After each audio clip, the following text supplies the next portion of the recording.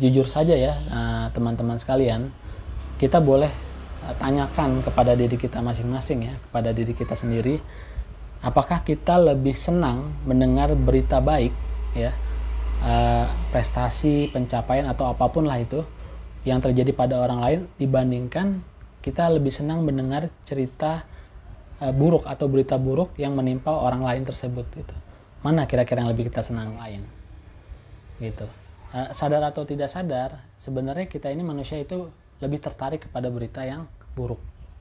Nah, pernah ada penelitian begini teman-teman.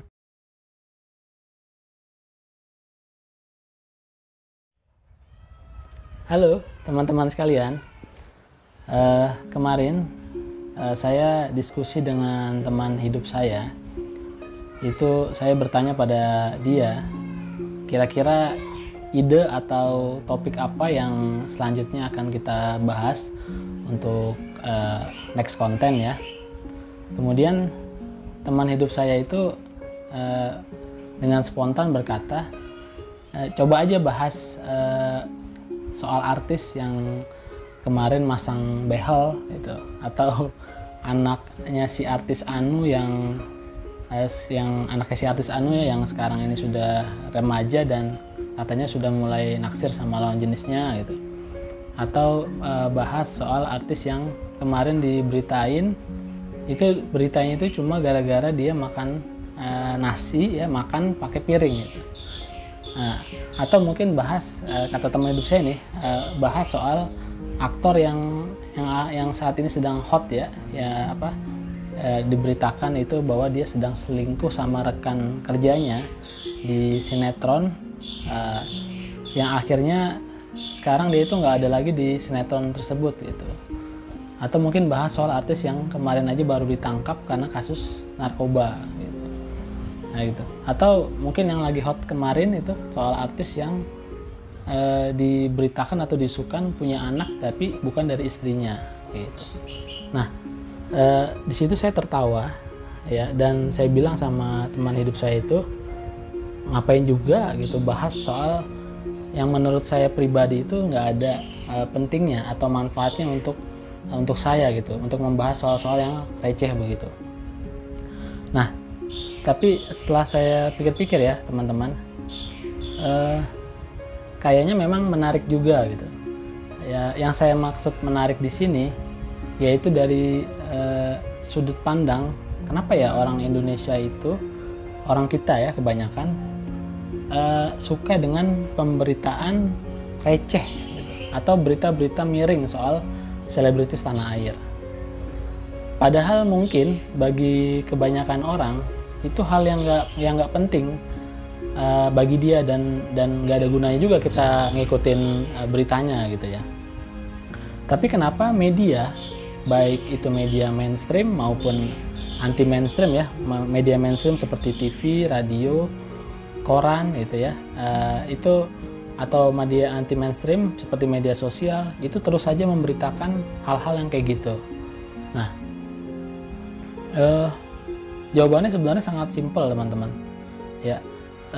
Jawabannya adalah karena kita sendiri ya. Karena masyarakat kita itu suka melihat berita-berita yang seperti itu, sehingga mereka media itu terus saja memberitakan atau menampilkan hal-hal yang semacam itu ke publik.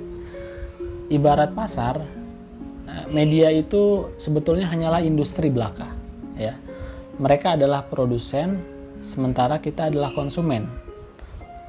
Ketika konsumen mencari produk berupa berita-berita receh atau miring soal para selebritis, maka media sebagai produsen akan terus menjual atau memproduksi berita-berita tersebut gitu untuk dijual lagi kepada publik. Sebetulnya hal semacam ini tidaklah salah. Kenapa? Karena pada dasarnya manusia itu adalah makhluk sosial ya. Manusia itu cenderung mengikuti manusia lain yang memiliki status sosial yang lebih tinggi darinya gitu. Masyarakat itu menaruh perhatian khusus pada mereka yang berada di puncak ya.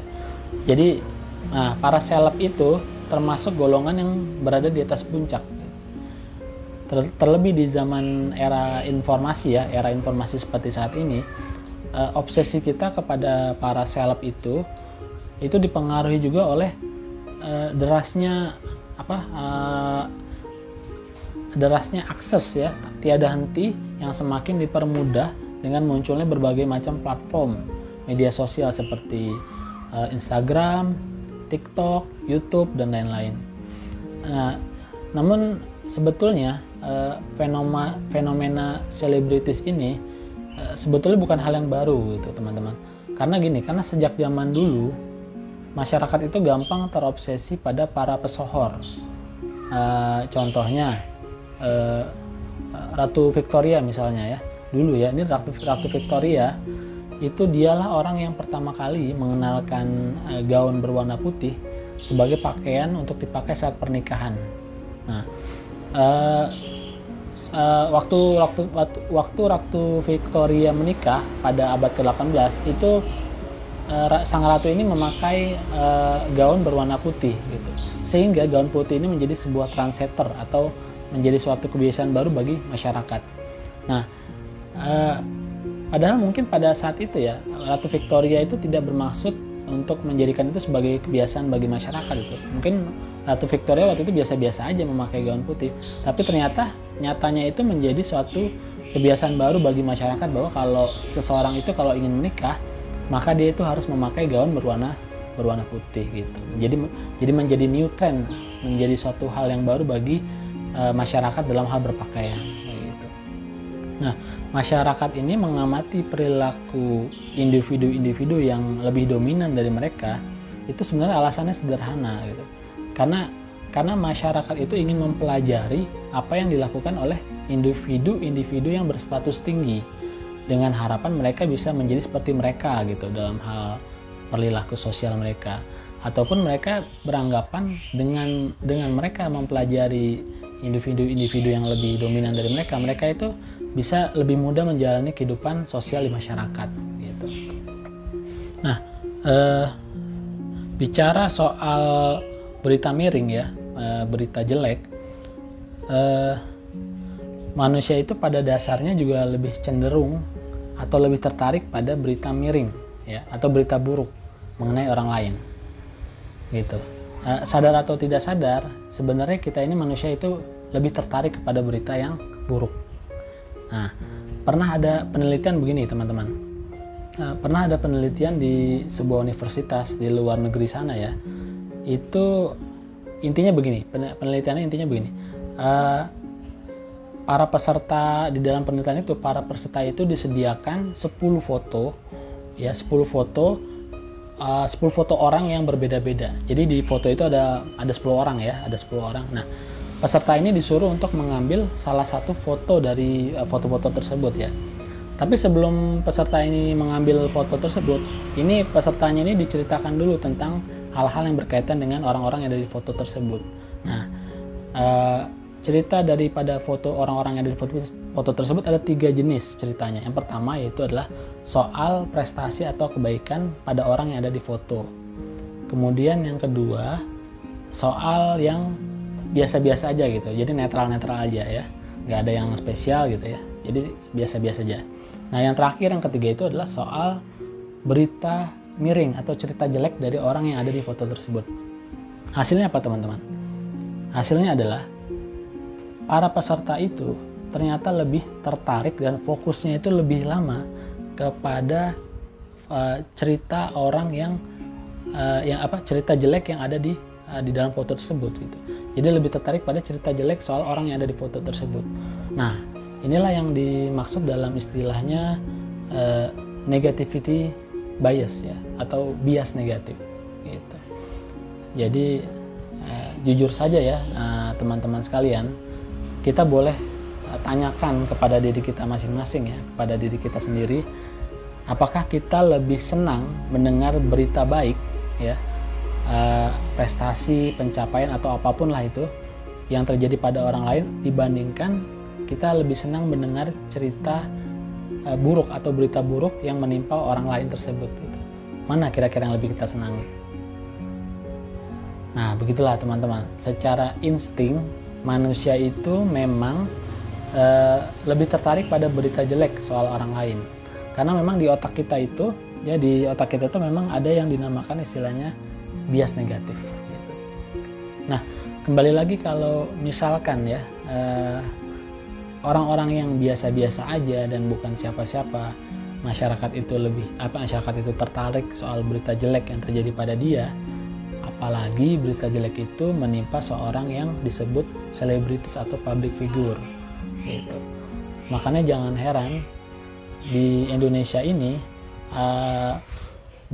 ada satu akun ya di Instagram yang followersnya itu mencapai 10,4 juta orang, yaitu kita sama-sama tahu ya, kita tahu itu nama akunnya adalah Lambe Tura ya, Lambe Tura itu followersnya itu mencapai 10,4 juta orang dengan tagline-nya yang sangat terkenal ya, yaitu adalah gosip adalah fakta yang tertunda gitu.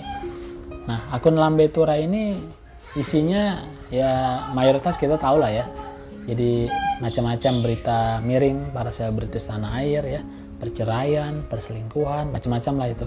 Nah, masyarakat kita itu memang menikmati hal-hal yang demikian itu gitu. Terakhir ya teman-teman sekalian, ada satu hal lagi yang menarik ya bagi saya. Di Indonesia ini soal kehidupan para artisnya ya, itu begini, yang menarik itu di Indonesia ini adalah, ini mungkin terjadi karena kita ini dikenal sebagai bangsa pemaaf ya. Para artis itu kalau mereka melakukan sebuah kesalahan ya, para artis ataupun public figure, kalau mereka terkena suatu skandal atau kasus yang memalukan, itu malah mereka diberi ruang dan tempat di media untuk mereka tetap eksis gitu.